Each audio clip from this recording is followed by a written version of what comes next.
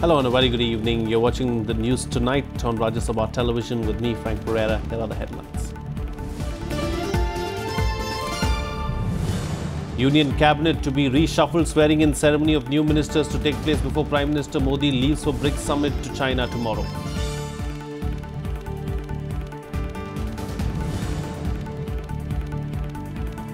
Prime Minister Narendra Modi to arrive in Chinese city of Xiamen on Sunday for the BRICS summit. Restricted dialogue with leaders including Chinese President Xi Jinping and Russian President Vladimir Putin is part of the agenda.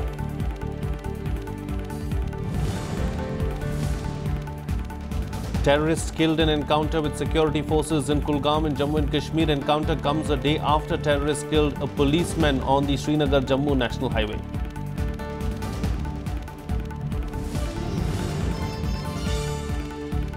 And US President Donald Trump nominates economic expert Kenneth Juster as the next American ambassador to India. Kenneth will replace Richard Verma to the post if his nomination is confirmed by the Senate.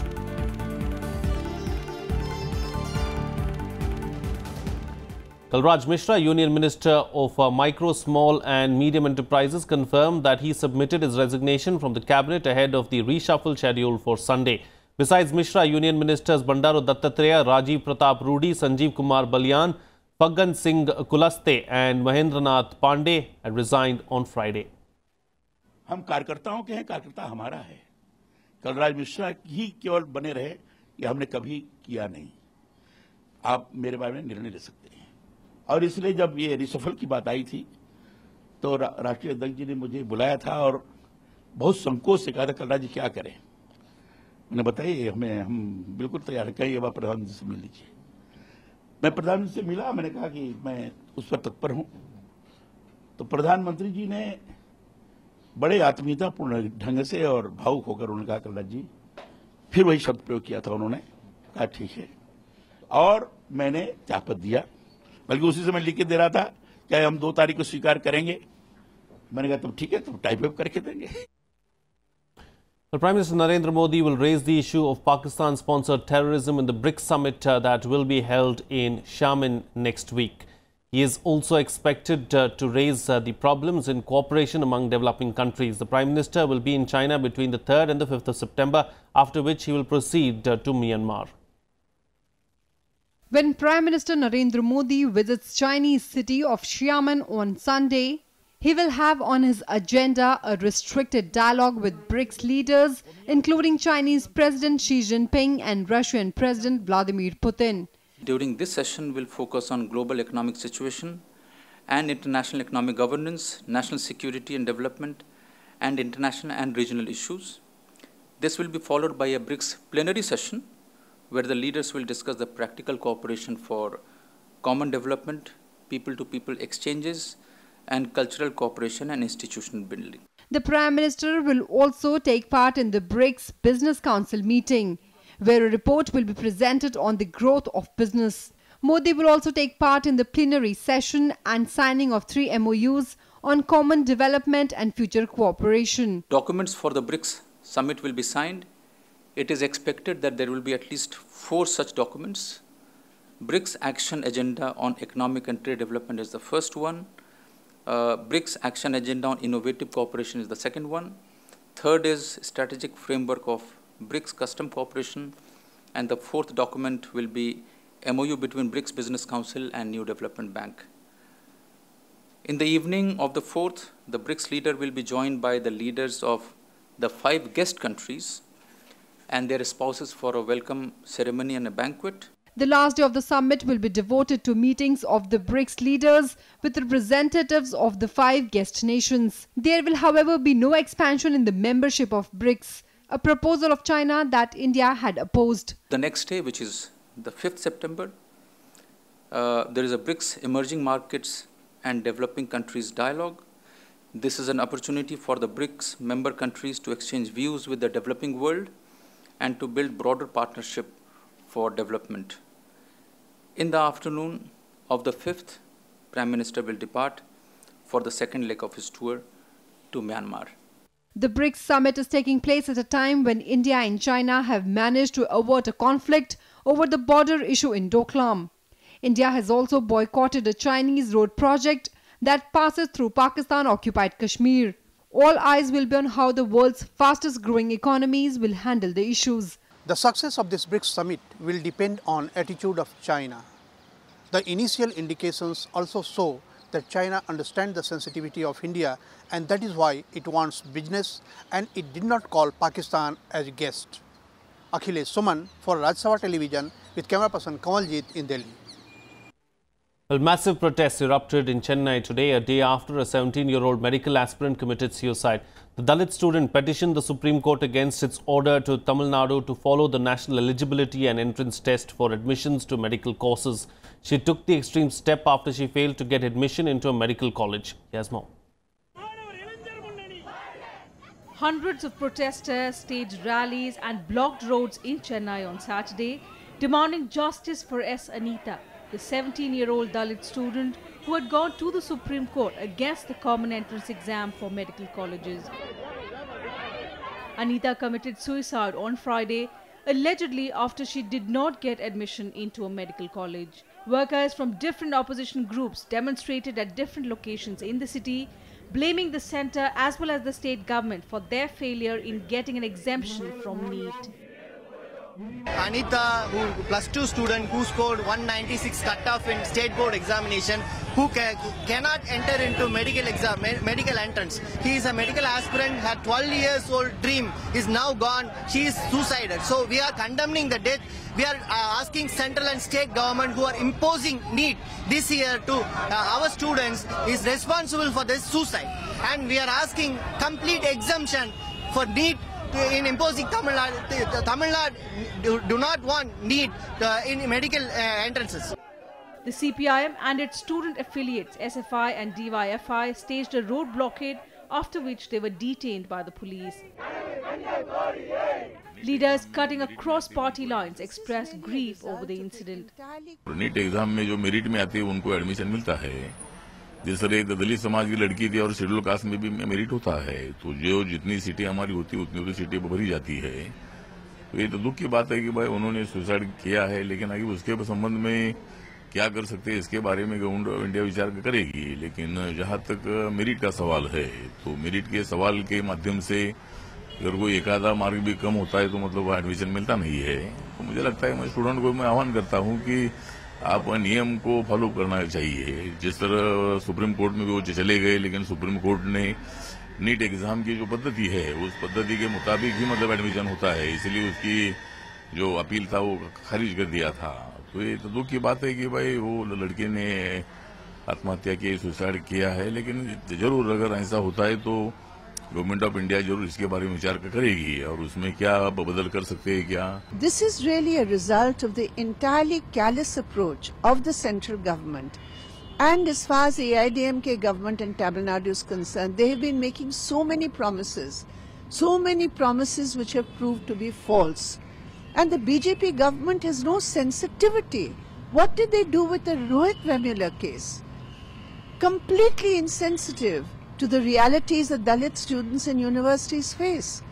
And this is in a different context, but it is the same approach of utter insensitivity which has caused this girl's suicide. If you take the +2 cutoff mark, you cannot try for the second time. But in the NEET, you can appear for 3 times. So, for Miss Anita, the options and opportunities are wide open. She could have prepared for the next year examination and got medical admission also. But I don't know which made her to take to this course, because immediately after the Supreme Court's verdict on NEET issue, she has told publicly that she would join, agree and work for the welfare of farmers. Then how could such a girl commit suicide? Is there any sabotage behind it? Some others took to Twitter to pay condolences to the family. Anita's father also questioned the injustice being meted out to medical aspirants in Tamil Nadu. இதுதாங்க சொல்லி வச்சிருந்தோம். வேற எதுவுமே நான் சொல்லலை. இந்த மாதிரி பண்ணோம்னா தான் எங்களுக்கு தெரியாத நாடு இந்தியா இந்த மாதிரி இருக்கும்னு நான் நினைக்கல. தமிழ்நாட்டுக்காரன் உட்கார்ந்துருக்கான், வெளிநாட்டுக்காரன் தமிழ்நாட்டில் படிக்கிறான். இது நியாயமான கோரிக்கையா கிடையாது இல்லையா? இங்க இருக்க தமிழகத்தில் இருக்கிறவங்க பார்த்து பேசக்கூடாதா?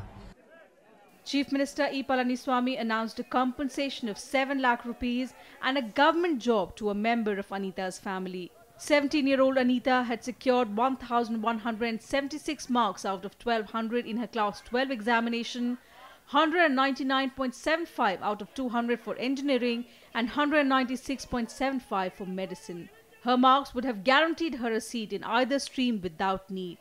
However, she had managed to score only 86% in the National Eligibility and Entrance Test. Bureau Report, Rajya TV. Well, a terrorist was killed in an encounter with security forces in Kulgam in Jammu and Kashmir. The operation took place early this morning. The encounter comes a day after terrorists killed a policeman on the Srinagar-Jammu National Highway. Meanwhile, unidentified protesters pelted stones at security personnel in Srinagar soon after Eid prayers ended. A Lashkar-e-Taiba terrorist involved in the killing of an army officer was shot dead in an early morning encounter in South Kashmir's Kulgam on Saturday. According to Army, Ishfaq Paddar, a local operative of the terror outfit LET, was wanted for civilian killings. An AK-47 was recovered from the site. The killing of Paddar comes hours after a policeman was killed and 3 others were injured when militants attacked one of their vehicles in Srinagar outskirts late on Friday evening. The LET had claimed responsibility for that attack. हमारे पास एक specific input था terrorist की movement का. एक village है यहाँ पास में कुलगाम का तांत्रिपुरा. उस इनपुट के बिना पर हमने जो है एक स्पेसिफिक ऑपरेशन लॉन्च किया था, जिसमें अर्ली मॉर्निंग एक एनकाउंटर हुआ था, जिसमें ये जो टेररिस्ट है इशफाक अहमद पड्डर, ये उस एनकाउंटर में न्यूट्रलाइज कर दिया गया. Meanwhile, clashes broke out between groups of youths and security forces in Srinagar, Anantnag and Sopore after the culmination of congregational Eid prayers. Reportedly, a group of youths started pelting stones at security forces who were deployed near Eidgah to maintain law and order.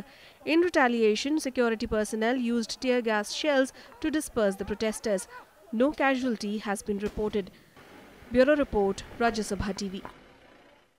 Well, 8 vehicles were buried and a temple damaged in a massive landslide in Himachal Pradesh's capital city of Shimla on Saturday. 3 houses and a temple were damaged in the landslide that was triggered by heavy rains near Dhalli area in the suburbs of Shimla. No loss of life was reported in the incident due to the landslide. The Dhalli-Shogi road got blocked and hundreds of trucks loaded with apples headed for the Bakta Kufar Sabzi Mandi were stranded.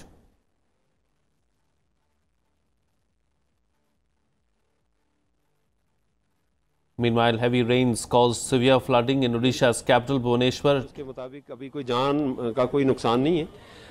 बाकी एहतियातन ये तीनों मकान जो है वो खाली करवाए गए हैं. लोगों को हिदायत दी गई है कि अभी क्योंकि ये मलबा गिर रहा है, ये कंटिन्यूसली ये थोड़े गैप टाइम पीरियड के गैप में 2 बार गिर चुका है, तो हो सकता है दोबारा ना आए, तो इनको मकानों को एहतियातन खाली करवाया गया है.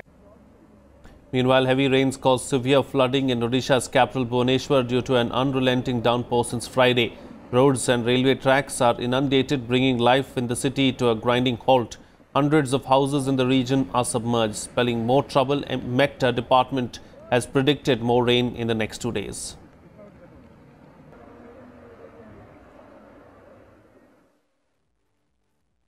Well, garbage dumping in Ghazipur has been banned with immediate effect, with the Lieutenant Governor of Delhi also ordering that the landfill site be cleared within 2 years. A day after a portion of the waste dump collapsed, killing 2 people, Baijal held a meeting to take stock of the situation. He also directed that traffic be diverted on the road adjoining the landfill for proper vehicular movement. A statement from the LG's office said that the National Highways Authority of India has assured the LG that it will begin the process of lifting, segregating and processing of the solid waste by November 2017 for its use in road construction. The process has been fast-tracked and the entire landfill site is expected to be cleared within 2 years. On Friday, a section of the pile in the landfill slumped over a car and 3 two-wheelers, pushing the vehicles off the road and into a canal. Ghazipur में और भलसवा में जो landfill का पहाड़ बन गया है, उसमें अब कोई भी फ्रेश कूड़ा नहीं डाला जाएगा, दोनों जगह। दूसरी चीज की नॉर्थ में और ईस्ट में एक एक फ्रेश लैंडफिल साइट आइडेंटिफाई की गई है, अब फ्रेश कूड़ा उधर जाया करेगा। तीसरी चीज, इन दोनों जगहों पे जो कूड़ा एग्जिस्टिंग है उसको NHAI भी यूज करेगा, और जो कूड़ा दिल्ली में जनरेट हो रहा है, अब इसके पहाड़ नहीं बनने चाहिए। दुनिया के अंदर कोई देश ऐसा नहीं है जहां पे कूड़ा इस तरह से डिस्पोज होता है, ये सबसे एंशिएंट तरीका है। Moving on, now President Ram Nath Kovind, Vice President M. Venkaiah Naidu and Prime Minister Narendra Modi have greeted the people on Eid-ul-Azha. In his message, the President said, and I quote, "Let us rededicate ourselves to the spirit of trust, sacrifice and service, the essence of this festival, and share happiness with people who are in need. May this unique festival enrich our composite culture, strengthen our unity and harmony, and inspire all of us to work towards the well-being of mankind," unquote. In his message, Vice President M. Venkaiah Naidu said Eid-ul-Azha symbolizes the spirit of sacrifice and compassion in people's lives, and it inspires mankind to enshrine the values of truthfulness and compassion, unquote. In a tweet, Prime Minister Narendra Modi hoped that the spirit of harmony, brotherhood and togetherness will be furthered in the society.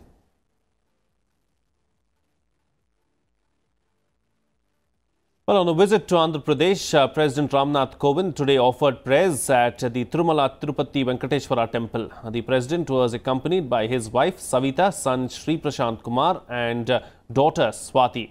This is President Kovind's first visit to the shrine after being sworn in. He was accompanied by Andhra Pradesh Chief Minister N. Chandrababu Naidu and Governor ESL Narasimhan. The President was accorded a ceremonial traditional reception at the entrance of the temple complex amid chanting of Vedic hymns. The High Priest then escorted him to the sanctum sanctorum of the over 2,000-year-old shrine. President Kovind had also visited the temple of goddess Padmavati at Tiruchanur on Friday.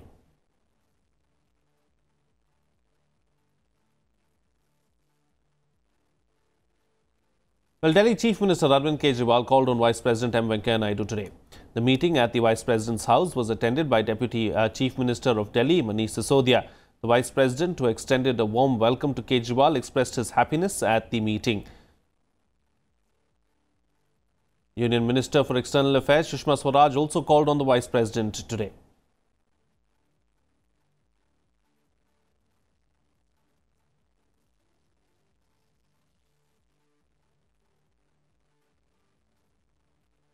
Well, it's time for a short break now, but news and updates will continue on the other side. Stay tuned. We'll be right back.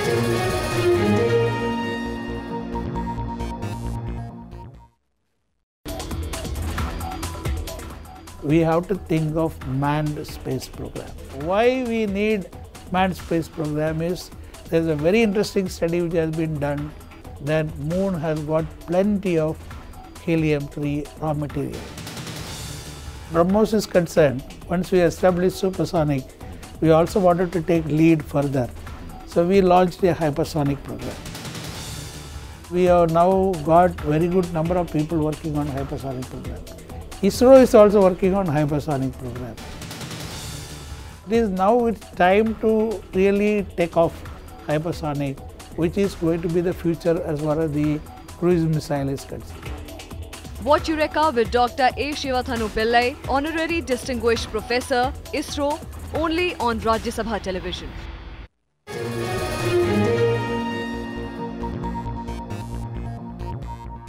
Welcome back. You're watching Rajya Sabha television. Well, clashes erupted in Argentine capital Buenos Aires after tens of thousands of demonstrators protested against the missing human rights activist. Police used water cannons on the protesters who marched to the presidential palace to demand the government find 28-year-old Santiago Maldonado alive. Maldonado went missing during an indigenous rights protest a month ago. Many protesters blame his disappearance on the government and Argentine Minister of Security Patricia Bullrich. The case is being investigated as a forced disappearance and authorities deny any wrongdoing.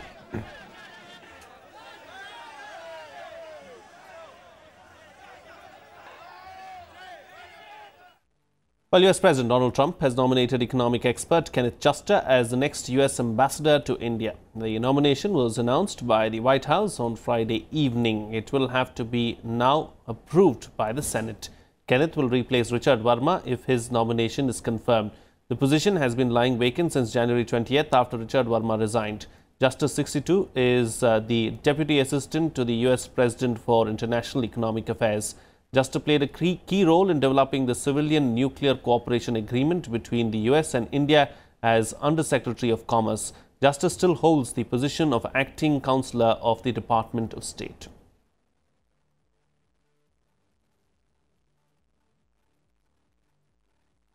Well, the US and South Korea have agreed to revise a joint treaty capping the development of the South's ballistic missiles amid a standoff over North Korea's missiles and nuclear tests. US President Donald Trump also gave conceptual approval to the purchase of billions of dollars of US military hardware by the South. The South wants to raise the missile cap to boost its defenses against Pyongyang. This after North Korea sharply raised regional tensions this week with the launch of its Hwasong-12 intermediate-range ballistic missile that flew over Japan and landed in the Pacific. North Korea has also been working to develop a nuclear-tipped missile capable of hitting the US and has recently threatened to land missiles in Guam. Meanwhile, Russian President Vladimir Putin has warned that the tense standoff between North Korea and the US was on the verge of a large-scale conflict. He also said it was a mistake to try to pressure Pyongyang over its nuclear missile program. Putin said this in an article published on the Kremlin's website ahead of his trip to the BRICS summit next week. He wrote that he favors negotiations with North Korea instead. Well, rescue work has intensified in Texas, with officials launching search operations and saving people stuck in the receding floodwaters in the aftermath of Hurricane Harvey. Hurricane Harvey is one of the most destructive storms in American history that has claimed at least 47 lives till now. Nearly a week after Hurricane Harvey slammed into Texas's coast, desperate residents remain stranded without food and water in the wake of unprecedented flooding. Authorities are searching for survivors and have made helicopter rescues from rooftops. The officials are assessing the storm's trail of destruction in Houston as the floodwaters slowly started to recede in the southeastern part of the state. In Crosby, about 48 kilometers northeast of Houston, alarming reports emerged about the danger posed by a chemical plant after the French company operating the facility said explosions were possible. The Neches River in East Texas surged far beyond the banks into streets, houses and businesses in the city. The White House said that President Donald Trump will donate $1 million of his personal money for the flood relief operations in Texas and Louisiana. I think we really have seen it. Nowhere is our unity more evident than in the actions of our volunteer and charitable organizations that rally to their neighbors' aid when disaster strikes. The people of Texas and Louisiana were hit very hard by a historic flood. In their response, they have taught us all a lesson, a very, very powerful lesson. There was no outbreak in crime. There was an outbreak of compassion only, real, beautiful, strong compassion. And they've really inspired us as a nation. To be honest, they've inspired the world because the world is watching. Working with the Red Cross, we now have, across the state of Texas, 258 shelters that are now open. 107 of those shelters are shelters that are partnered with or in collaboration with the state in some form or fashion. And 151 are considered to be independent shelters, which would be the type of shelter that, let's say, a church would provide. Well, here's a roundup of some other international news in Global Buzz. Gasoline prices soared across the United States on Saturday after Hurricane Harvey forced closure of nearly 30% of the nation's refining capacity along the Gulf Coast. Average prices in Texas, the epicenter of the storm, rose more than 3% from Friday and are up 12% from a week ago. According to a report, the nation's largest refinery in Port Arthur is expected to be closed for at least 2 weeks.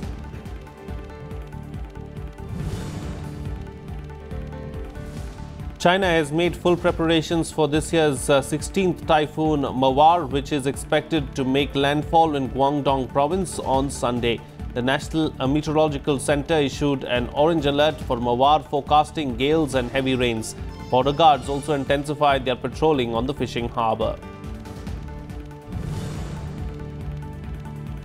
A 4.6 magnitude earthquake struck Guyana city of northwest China on Saturday. At a depth of 10 kilometers, the earthquake epicenter was at 36.28 degrees north latitude and 106.1 degrees east longitude. Neighboring cities of Yinchuan, Zhongwei and Wuzhong also felt the tremors. However, there was no report of any casualty.